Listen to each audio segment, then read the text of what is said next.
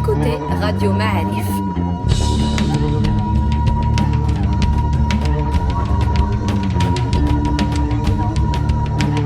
Le podcast Histoire.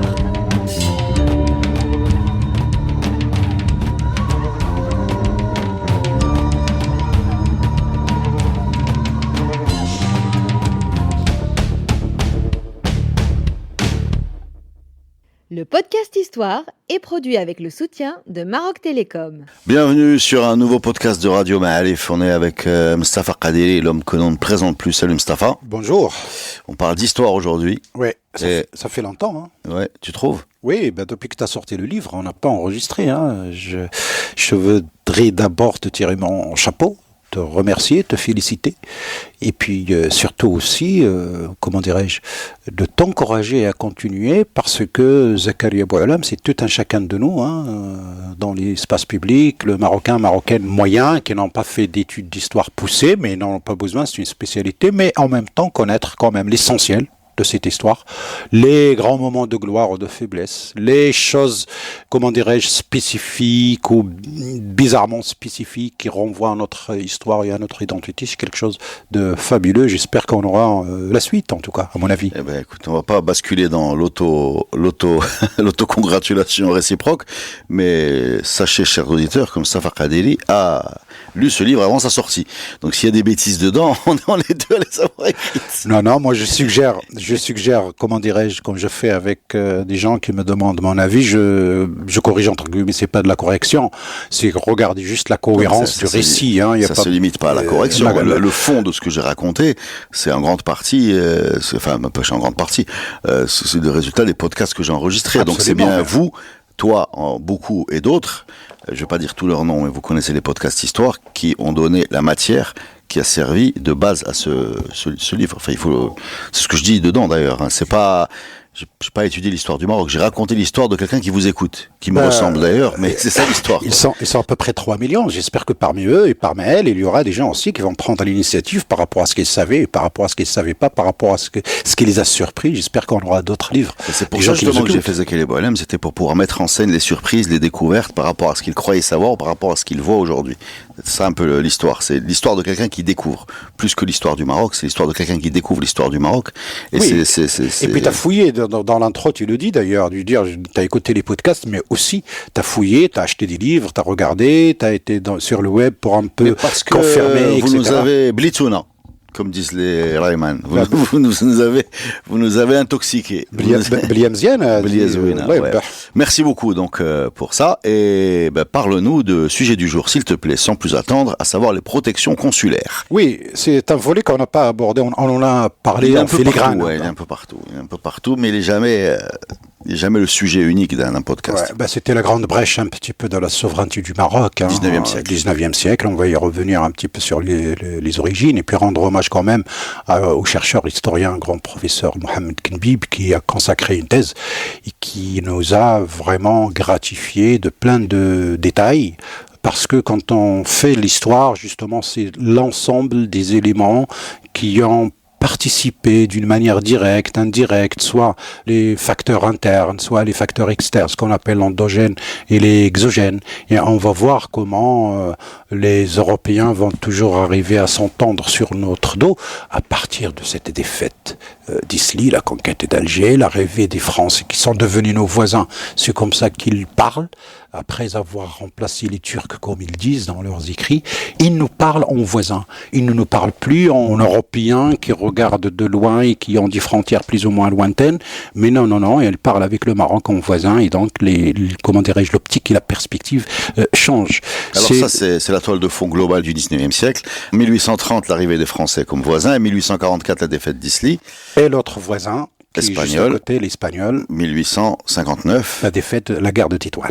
C'est ça. Donc mauvaise période globalement. Tout à fait. Et donc jusqu'en avril, 1860, les Espagnols restent à la ville de Tétouan et essaient de l'organiser, de constituer même une sorte de conseil municipal. C'est une tradition qui existait. Je veux dire, la notion de conseil municipal, c'est pas nouveau. C'est l'assemblée qui gouverne un peu la ville. On a trace depuis les Almoravides à Séville. On a trace de cela. Chaque ville avait toujours une sorte d'assemblée qui la gouverne gouvernent d'une manière indirecte, pas sous l'autorité du pacha, mais en tout cas en collaboration, en négociation, en discussion toujours avec le pacha sur les histoires grandes ou petites. Cela va durer jusqu'en avril 1860. Tu parles d'occupation de Tétouan. D'occupation de Tétouan, suivi d'un traité, de l'amende, la grosse amende, dont une grande partie payée par la Grande-Bretagne. Et pourquoi la Grande-Bretagne? La Grande-Bretagne rentre dans notre histoire à peu près déjà depuis longtemps. Bon, on a connu Moulay Ismaïl, Tanja, etc. Mais surtout ce traité de commerce qui date de 1856, où les Britanniques vont faire l'offensive commerciale pour forcer les barrières douanières. Forcer les barrières douanières et avoir un privilège. Alors les Espagnols vont demander la même chose. Après la nation préférée, c'est un truc comme ça. Oui, au début, en 1856. Mais sauf que les Espagnols vont demander la même chose après la défaite de Tétouan, et les Français vont demander la même chose. On parle d'un traité ou une mise au point 1863 où les Espagnols et les Français ont eu le même privilège que les Anglais. Et donc, parmi ces privilèges-là, le commerce, la taxe, l'ouverture du marché, l'ouverture de l'ensemble des ports, non pas seulement un ou deux ports désignés par le sultan, mais aussi, surtout, cette histoire de protection consulaire. Protéger les gens qui travaillent avec les consulats disséminés sur ça commence sur en 1860 donc. 1856 avec ce traité avec les Britanniques. Avant, il n'y avait pas de protection. Non, 1863.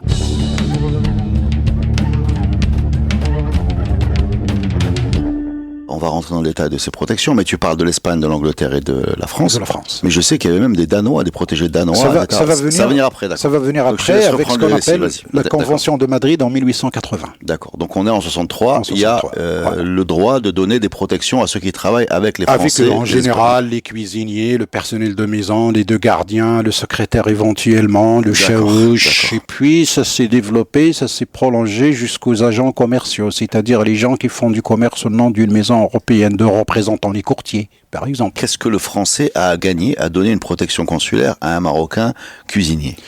Qu'est-ce que ça veut dire aussi, donner une protection? Dans notre sens, il est détaillé dans le congrès de Madrid. Il y en a, de cette conférence de Madrid, prélude un petit peu au congrès de Berlin sur l'Afrique, 1884, et également à la conférence d'Algéras de 1906. Pratiquement les mêmes acteurs, les mêmes conditions, les mêmes négociations, et puis les mêmes résultats, c'est-à-dire cette brèche ouverte petit à petit dans la souveraineté du Maroc, parce que cette protection implique que les personnes marocaines protégés par les puissances européennes ne sont plus soumis à la loi de l'État marocain. Ils ne sont plus punis par la justice marocaine, ils ne paient plus d'impôts pour l'État marocain, et même quand on les arrête, on les ramène à leur consulat, où on a inventé ce qu'on appelle la justice consulaire, qui a duré au Maroc jusqu'en 1937. C'est un système de justice Donc c'est une façon de saper le pouvoir du pays. Tout à fait. Mais cela a une origine, comment dirais-je, ailleurs. Ça s'appelle aussi également un régime de capitulation. Le mot capituler, c'est quand on est défait dans une guerre, etc. Ça concerne deux pays dans le monde, à ma connaissance, l'Empire ottoman et l'Empire chinois. C'est par ce biais-là que les Européens ont commencé à ouvrir des brèches dans les souverainetés de ces deux grands empires asiatiques, ou rois asiatiques, et surtout au niveau des côtes au début. Ça se cantonne aux côtes, d'ailleurs, dans l'histoire de Chine, Hong Kong, Canton, etc. C'est au niveau de la côte, ce qui était le cas également pour l'Empire ottoman.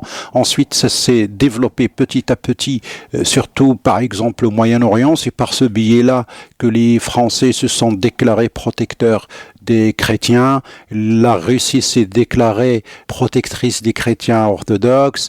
L'Angleterre, les États-Unis se sont déclarés protecteurs des protestants qui ont commencé à émerger entre le Liban et la Syrie juste après 1860.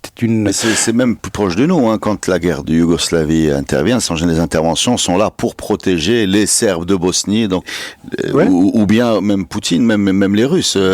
On rentre en Ukraine parce qu'il y a des Russes dans le Donbass qui sont agressés. Ça renvoie à la Première Guerre mondiale, après le Serbe qui a tué le prince à Sarajevo. Quand les Austro-Hongrois voulaient se venger contre les Serbes. C'est la Russie qui déclare la guerre à l'Empire austro-hongrois parce qu'il veut protéger ces Serbes orthodoxes qui sont dans la Russie protège les Serbes orthodoxes. Les Serbes orthodoxes qui sont dans la même voie religieuse que les Russes, et c'est comme ça que les uns se déclarent la guerre aux autres. Puisque tu as déclaré la guerre à mon ami, les Russes à l'époque, ils étaient les amis des Français, donc les Français déclarent la guerre et les Allemands déclarent la guerre et les Britanniques déclarent la guerre, et c'est devenu une mêlée. Ouais. On a l'impression qu'il n'a pas fallu beaucoup.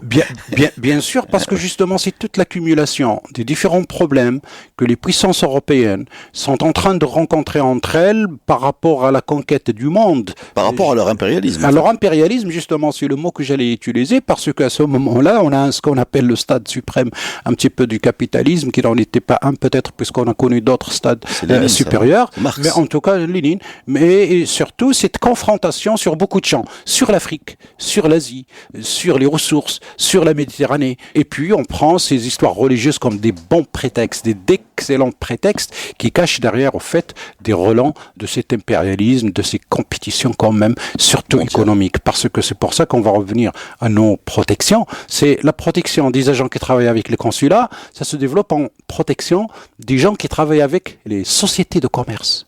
Les sociétés européennes qui installent des bureaux dans les villes portuaires pour faire du commerce. Alors, amener des produits finis industriels d'Europe pour les vendre sur le marché et acheter les produits dont ils avaient besoin que nous avions. Les céréales, les laines, les poux de mouton, la gomme, les bêtes sur pied, les amandes, la fleur de forbe, quoi d'autre ? Les différents produits plus ou moins naturels que nous produisons, soit que nous cultivons, soit des choses issues de l'élevage ou des choses issues de l'agriculture ou des produits collectés dans la nature qu'on échangeait avec des nouveaux produits, le thé, le sucre, les bougies, la porcelaine, le mlifa, absolument, donc les nouveaux produits, surtout justement pour Angleterre, les deux premières maisons qui s'installent, c'est Manchester et je ne sais plus l'autre ville, qui était spécialiste dans le textile.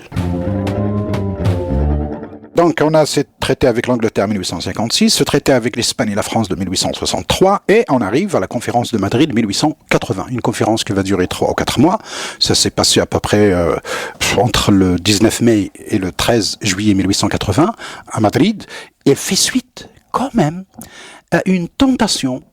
Nous sommes en 1879, le ministre des Affaires étrangères, un peu l'équivalent du ministre des Affaires étrangères de l'époque, Mohamed Bargash, qui était représentant du sultan à Tanger également, et qui a organisé une série de rencontres, juin-juillet 1879, pour demander aux Espagnols et aux Français de renégocier un petit peu ces traités avec les Britanniques, sauf qu'au lieu de s'organiser de nouveau avec les trois puissances, on va avoir toutes les puissances européennes, plus les États-Unis qui étaient là, ils avaient l'allégation à Tanger, donc dès qu'ils étaient présents à Tanger, ils datent de 1820 à peu près au 21, et donc ils étaient toujours présents, mais en neutre, et puis à l'écart, et puis ils interviennent très peu, sauf que quand les autres États bénéficient de quelque chose, ils demandent la même chose, l'égalité. Et donc du 19 mai 1880 jusqu'au 13 juillet 1880, cette conférence de Madrid a été organisée suite à ces rencontres de Tanger pour renégocier, sauf seulement là, on va se retrouver avec l'Allemagne, l'Autriche-Hongrie, la Belgique, l'Espagne, les États-Unis, la France, la Grande-Bretagne, le Danemark, l'Italie, les Pays-Bas, le Portugal et la Suède, Norvège, qui était à l'époque le même État. Donc tout ce beau monde va venir à Madrid et on va se réunir sous la houlette du chef du gouvernement à l'époque del Castillo d'Espagne. Et il y a un contexte interne à l'Espagne. La restauration de la monarchie après une période de troubles internes. L'Espagne était encore un peu une sorte de puissance coloniale puisqu'il avait encore les Philippines, il avait le Cuba, il avait encore le Porto Rico. C'est ce qui va changer un petit peu après 1899, la perte de toutes ces colonies, comment l'Espagne va devenir beaucoup moins influente qu'elle l'était auparavant. On a même, merci les archives aujourd'hui devenues disponibles en ligne, mais tout ça, M. Kenbib avait travaillé dessus, sur les procès-verbaux de 3 mois de négociations qu'a duré cette conférence de Madrid pour pondre un nouveau traité où ce que possédait la Grande-Bretagne et la France et l'Espagne comme avantage suite aux traités respectifs avec les uns et les autres, il va devenir tout le monde, le Danemark, une sorte de normes, et on va même y rajouter d'autres catégories parce que jusque-là, les protections ne concernaient que les villes portuaires. Et maintenant, c'est pour tout le monde. Eh ben, ça, même les villes de l'intérieur. Et puis, on va créer une catégorie qu'on va appeler un petit peu le mukhalitin. Donc, les Européens, et ben, ces mukhalitin vont devenir très nombreux. Ce n'est plus que le secrétaire, le gardien, le policier, le chef, les cuisiniers, l'interprète et éventuellement l'intermédiaire ou le porte-voix. Et ben, c'est devenir les représentants des maisons de commerce. Et puis, toutes les personnes en relation avec les gens qui font le commerce pour les maisons européennes. Alors on imagine... Pardon, ouais. La question, c'est pas que la personne elle-même qui est protégée. Toute sa famille. C'est toute sa famille. Et même la question de l'hérédité de la protection a été discutée dans cette conférence. C'est un passeport, en fait, c'est un passeport. Mais l'hérédité, c'est-à-dire transmettre la protection à ses enfants, et c'est ce qui a été adopté. Et Mohamed Bargash a essayé par tous les moyens d'endiguer le flot. Bah, finalement, le représentant du Maroc était l'équivalent du ministre des Affaires étrangères, représentant du sultan à Tanger, qui était en relation avec les missions diplomatiques étrangères. Est-ce qu'on a une idée du volume de personnes que ça représentait? On parle de plusieurs dizaines de milliers au moins. Les milliers, je sais pas, mais en tout cas, oui, ça peut y arriver parce que ça a connu une évolution. Parce que ce que craignait Mohamed Bargash à l'époque est arrivé beaucoup plus tard, c'est-à-dire les abus. Et ben, par transitivité, on profitait de l'occasion. Dès qu'il y a une faiblesse, on essayait d'avoir un maximum de personnes protégées. Il y a aussi le droit d'acheter des terres. Jusqu'à cette date, c'est interdit aux étrangers d'acheter des terres au Maroc. Ben, à partir de 1880, on va donner ce droit aux Européens d'acheter les terres. Or, quand on utilise le mot colonisation. Colonisation, normalement, un colon, c'est quelqu'un qui colonise, c'est-à-dire qui remplit un vide. Donc, regardez même l'image, l'imagination du mot colon. Le colon, c'est celui qui remplit, qui occupe une place vide à l'origine. C'est l'équivalent en anglais pour les Américains de settlers. Les settlers, c'est les habitants d'un lieu, c'est-à-dire fixe. Ça renvoie peut-être l'opposé des nomades. Mais en tout cas, un colon, c'est quelqu'un qui colonise une terre, pas dans le mauvais sens du terme, entre guillemets, selon l'étymologie, juste parce que on considère qu'elle est vide et quelqu'un va venir la revivifier, lui donner vie. Cette terre d'élevage, il a jamais produit de sa vie. Ben, je viens, je la défriche, je la travaille et je commence à faire de l'exploitation, je sais pas moi, des arbres, etc. Et puis j'assèche la nappe et puis je vais ailleurs et ainsi de suite. Cela commence à la fin du 19e siècle. Ça commence autour de la côte et petit à petit, on va avoir les plaines à proximité et y compris dans les villes. Et même dans les villes, on va avoir un petit peu ce phénomène où les étrangers commencent à avoir des demeures, à acheter des maisons, etc., etc.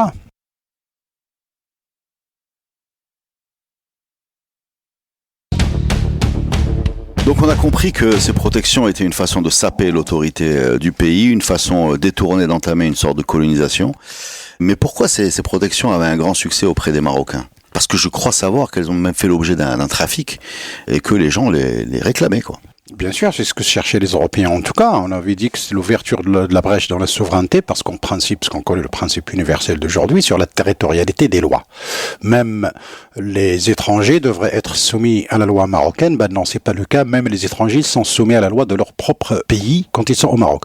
Donc à partir du moment où c'est carrément des Marocains qui sont soumis à des lois étrangères. On commence à inclure les Marocains pour inventer ce tribunal consulaire où les protégés sont jugés pour leur délit ou crime, entre guillemets, et bien sûr, on peut imaginer que toujours le protégé, il a toujours raison.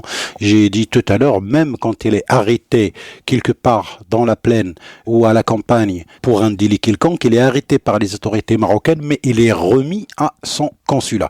Et bien sûr, d'après les spécialistes et les recherches, c'est d'abord les abus des agents du sultan qui ont fait que les gens ont cherché à avoir cette protection au début au niveau des grands commerçants de la côte. Ensuite, quand ça s'est ouvert, en tout cas suite au traité de Madrid ou à cette convention, même les gens à l'intérieur de la ville peuvent avoir le droit.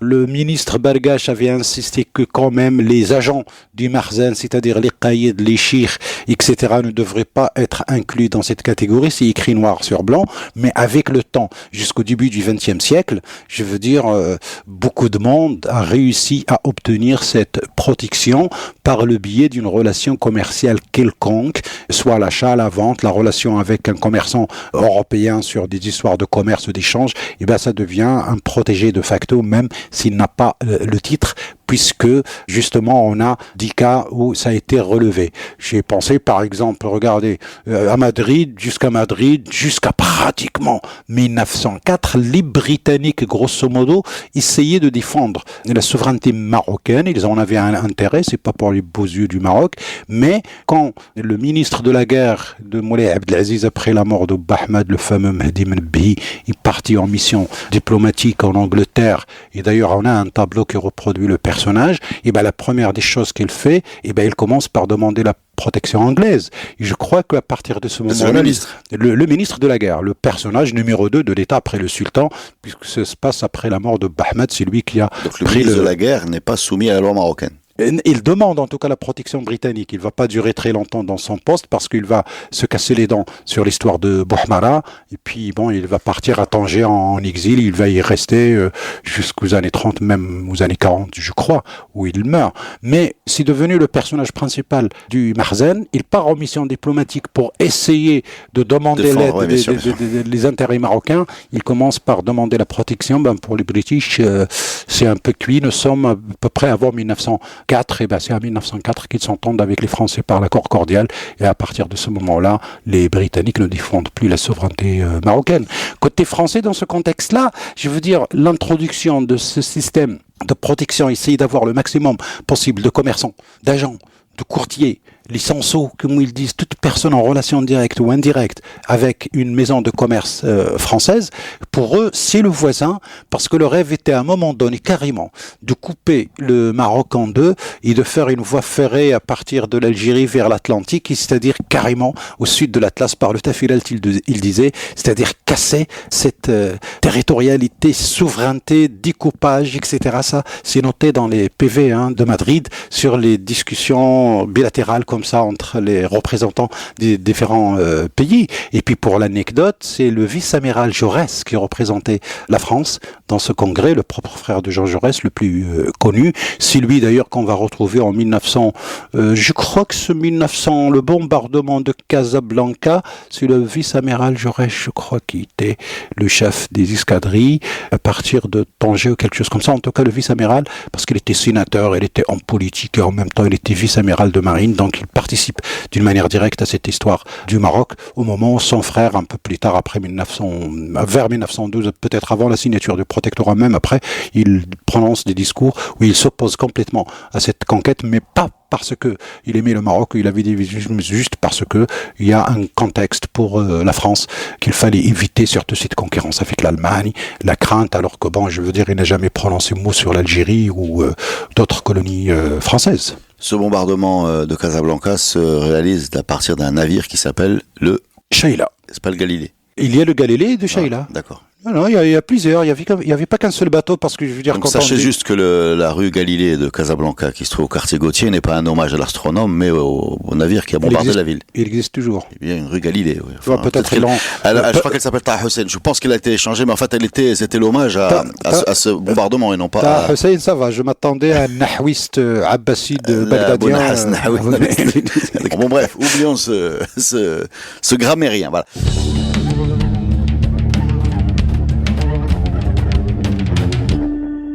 Les conséquences sont claires. Déjà, baisse de revenus fiscaux pour le Makhzen, vu que les grands commerçants, ceux qu'on appelle Tujar Sultan, vont demander les protections, pour des raisons évidemment fiscales, et entre autres. Et donc du coup, les revenus du Makhzen diminuent, c'est dramatique. Deuxièmement, troubles sociaux. Vu que dans l'histoire des tanneurs de Fès, si je me rappelle bien, il y a le fait qu'il y ait des commerçants qui sont protégés, qui sont pas soumis à la même fiscalité que ceux qui sont à côté, donc concurrence déloyale, donc troubles sociaux à cause de l'injustice fiscale, baisse de revenus. Donc cette histoire-là est catastrophique, on est d'accord, au point qu'un jour, on raconte que le Sultan Moulay Hassan al-Awwal a dit, sous forme de boutade, je te laisse dire la phrase. Peur de me réveiller un jour de ne trouver plus personne à gouverner. Exactement. Voilà. Vu qu'on a une bonne partie de l'élite, d'abord commerçante, ensuite de l'État qui commence à rentrer dans ce système. Les Tjar Sultan, en principe, ils travaillent pour le sultan, pour l'État du Maroc. Mais au fur et à mesure, ils commencent à travailler pour les compagnies étrangères, et à partir de ce moment-là, ils commencent à augmenter leurs bénéfices. Si on rajoute à cela la dette de la guerre de Tétouan, l'emprunt fait aux Britanniques. Oui, déjà, donc ça c'est compliqué avec Algeciras, avec l'entrée de la police espagnole, française dans les ports pour organiser par rapport aux histoires de dettes, etc.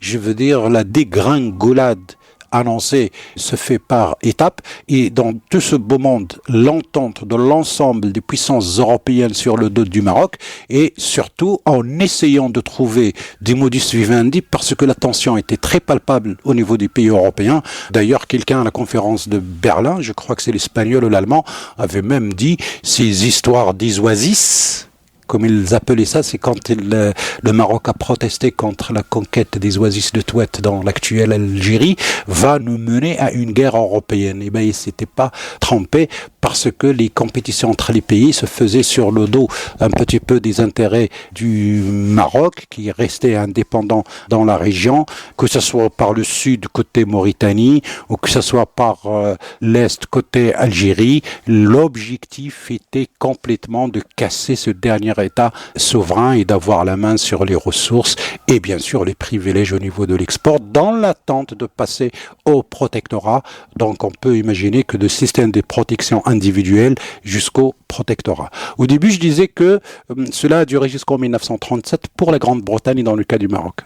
À partir de la prise des fonctions de l'IOT en avril 1912, il commence par négocier avec les différents pays l'alignement des protégés de leurs pays respectifs sur la loi française. C'est pour ça qu'on trouve dans les écrits une catégorie de l'époque coloniale qu'on appelle les Européens.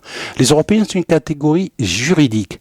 C'est pas parce qu'on veut inclure les autres Européens ou on veut pas dire les Français, etc. Parce qu'on parle, des fois on dit les Français, et des fois on utilise le mot européen pour inclure les Portugais, les Espagnols, les Italiens et leurs protégés. C'est-à-dire ceux qui sont soumis à la loi française, parce que l'IOT, dans les engagements qu'il fait avec les États respectifs, il demande la fin des protections individuelles en échange de l'engagement que ces protégés seraient soumis à la loi des tribunaux français au Maroc. C'est-à-dire parce qu'il y avait une justice pour les Français, les Européens et les Marocains protégés par les différentes puissances européennes. Le seul pays qui va y perdre, changer, les gens qui vont être protégés par l'Allemagne au début de la Première Guerre mondiale, ils vont perdre ce statut. Et mais comment on passe des statuts d'Européens qui incluent celui des protégés? Donc par exemple, Abdelkader Ben Abdallah, qui est protégé danois, oui, il devient européen.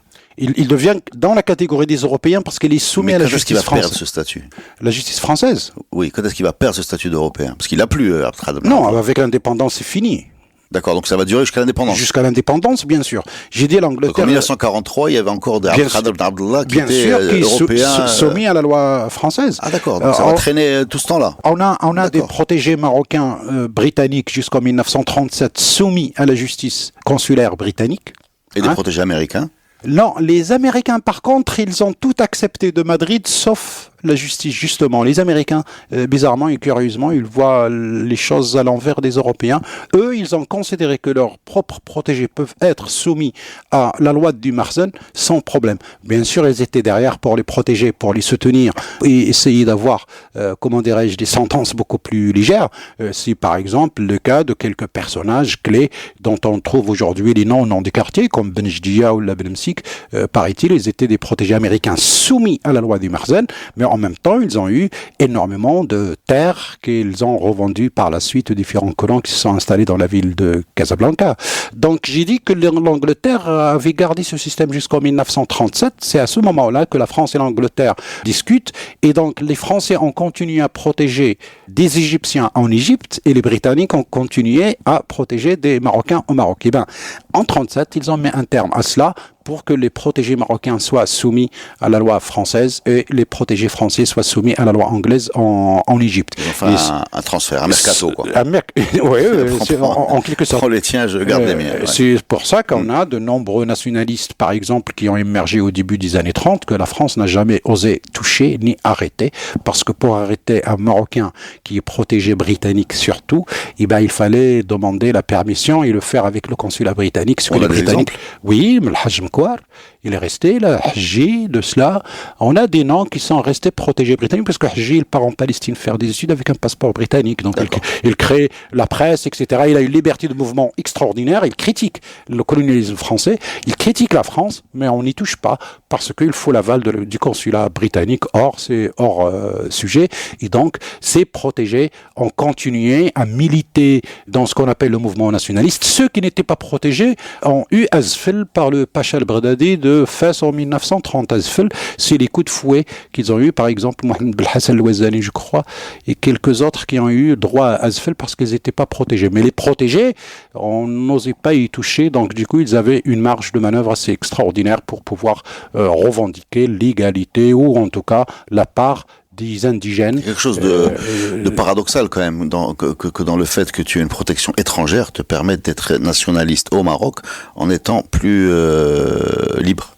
Oui, de le faire. Voilà. Oui, c'était un avantage puisque c'est un avantage qu'ils ont utilisé, mais que demander le nationalisme, c'est juste la part des élites dans le protectorat. C'est-à-dire comme s'ils demandaient un peu l'application de la fameuse circulaire de Lyoté Côte-Barre 1921, où ils demandent à son administration de mettre un terme à cette administration directe et faire de la place aux élites indigènes. Et d'ailleurs, c'est à ce moment-là qu'ils commencent à envoyer les premières missions pour faire des études supérieures en France avec des bourses, etc., pour revenir et prendre la place qui leur revient dans l'administration Marzen. C'est le cas de beaucoup de noms qu'on considère nationalistes, comme Abdeltif Sbihi, qui était traducteur à la résidence générale au service du bulletin officiel, et d'autres personnes, techniciens agricoles, les deux fils même de Mouqari, le grand vizir, etc., ils étaient plus d'une dizaine. Le premier groupe, en tout cas, envoyé par Lyoté, dans cette perspective, puisqu'on sommes dans un régime de protectorat, qui en principe, rappelons-le, un État préexistant, qui gouverne lui-même sous le contrôle de l'autorité étrangère, ce qui n'a pas été le cas. Il y a quand même quelques mouvements qui s'opposent à cette diffusion massive de protection consulaire, parmi elles une fatwa des oulémas, c'est bien ça? Oui, c'est classique. Qui disent quoi? C'est classique, que c'est haram et que c'est une alliance avec le mécréant. Mais je veux dire, c'est classique.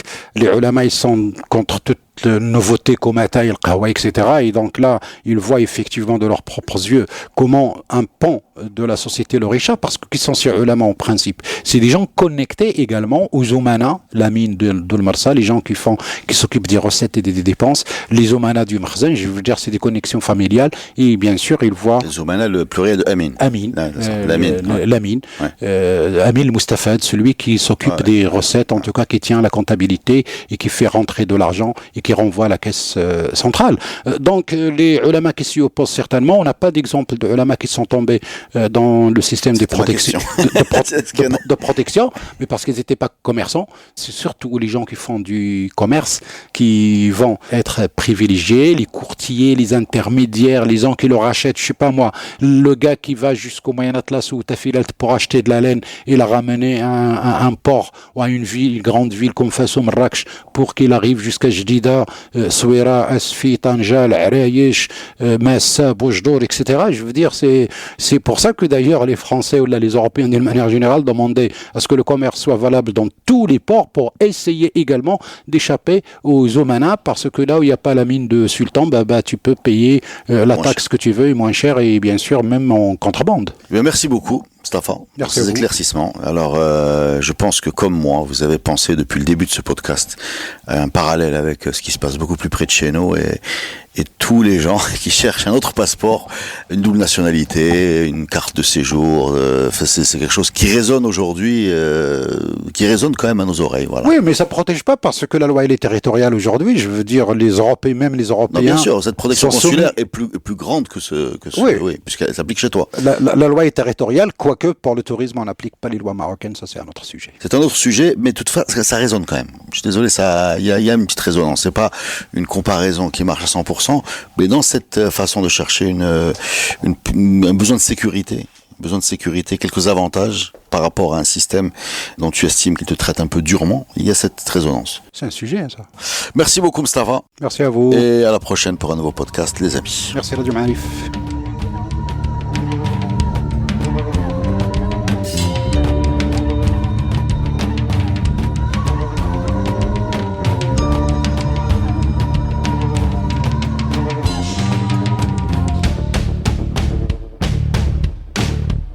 Le podcast Histoire est produit avec le soutien de Maroc Télécom. Maroc Télécom, un monde nouveau vous appelle.